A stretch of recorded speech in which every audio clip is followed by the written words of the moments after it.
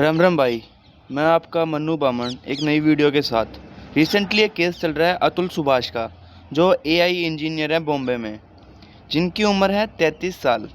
उन्होंने एक 23 पेज का सुसाइड नोट और 1.5 घंटे की एक प्रॉपर वीडियो बना के ये साबित किया है कि वो कितने डिप्रेशन में थे अपनी वाइफ के चक्कर में। उनकी वाइफ बार बार उन पे हैरेसमेंट का केस लगा रही थी। टोटल अभी तक उन्होंने उस पर 12 से ज़्यादा केस लगा चुकी है। ऊपर से डिमांड कर रही थी पैसे की। रीज़न क्या है? क्योंकि वो चाहता था कि वो अपनी वाइफ बच्चों के साथ खुश रहे, पर नहीं। 2019 में उसकी शादी हुई। 19 में उसका 4 साल का एक बेटा भी था।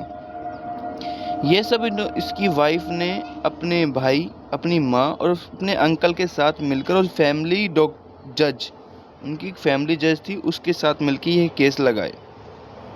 रीज़न क्या है? उन्होंने एक बात ये साबित करी है कि भाई इन्होंने मुझ पे दहेज का इल्ज़ाम लगाया है।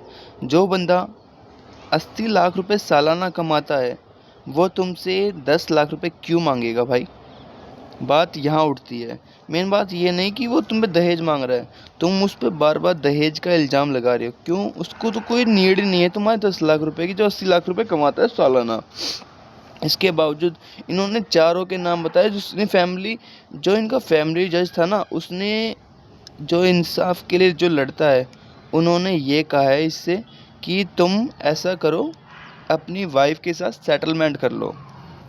भाई, जो बंदा इंसाफ के लिए आया है और तुम उससे सेटलमेंट की बात कर रहे हो, वो भी जज होकर, इतनी शर्मदार बात है भाई ये। भाई, तुम्हें तो सिर्फ इंसाफ दिलाना चाहिए ना। इन सेटलमेंट का क्या मतलब बनता है?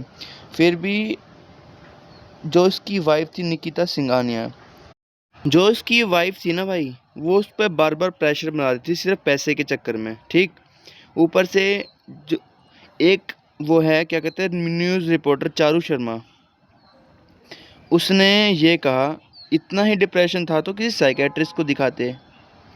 भाई, साइकेट्रिस्ट को जब दिखाते जब उसके पास पैसे होते, क्योंकि जज भी तो मुंह खोल के पैसे मांग रहा था उससे, क्योंकि सारे पैसे तो उसकी वाइफ लूट के खा गई। अब उसके पास कुछ नहीं बचा था। फिर उसने एक ही डिसीजन लिया कि मैं हूँगा ही नहीं तो ये लफड़ा ही नहीं होगा, सारा ड्रामा ख़त्म यहीं के यहीं मेरे साथ। पर उसने ये सुसाइड नोट में ये मेंशन करा है 5 लोगों के नाम: इसकी वाइफ निकिता सिंघानिया, उसकी माँ, उसका भाई और उसके अंकल, और वो जज जो इससे पैसे मांग रही थी, वो भी मुंह खोल के कि पैसा इतना दो, मैं इस केस सेटल कर दूंगी। इसलिए उसने अपना ये कदम उठाया कि भाई नहीं, अब तो ये दहेज दहेज दहेज क्या भाई, पैसा चाहिए, सेटल हो जाएंगे। भाई, एक लड़की चाहते हैं ना कि वो कहावत सुनी होगी कि जो महिला आती है वो घर बना देती है। बात गलत है भाई, घर बना भी देती है और घर तोड़ भी देती है भाई। पर ये नहीं है कि सारी एक जैसी हों, सब अलग अलग भी तो होती हैं यार। इनके चक्कर में हम दूसरों को कैसे कमेंट कर सकते हैं? मेन रीज़न ये है, कोई भी इस तरह का मिसबिहेव करता है आजकल तो भाई, नॉर्मल देख रहा हूँ, कोई रोज़ की रोज़ कोई ना कोई ऐसे केस निकल के आते हैं जिससे आदमी बोल नहीं पाता। रीज़न क्या है? क्योंकि जो कहते हैं ना कि ये साइकेट्रिस्ट दिखा लो, भाई एक मर्द ऐसा है ना जो अपने दुख को अपने अंदर रखता है, अपने बूढ़े माँ बाप से भी शेयर नहीं कर पाता, क्योंकि उसे पता है कि मैंने अपने माँ बाप को बताया वो अलग टेंशन में आएंगे। भाई, पूरी वीडियो देखी हो तो पता चल गया होगा कि कैसे कैसे लोग पड़े हैं। इतना डिप्रेशन में बंदा चला गया, उसने ये कदम तक उठा लिया। एक ही रीज़न निकला इससे कि भाई किसी पर भी गलत इल्ज़ाम मत लगाओ, किसी को इतना डिप्रेशन में मत डालो, फिर वो किसी भी चीज़ से रिलेटेड हो।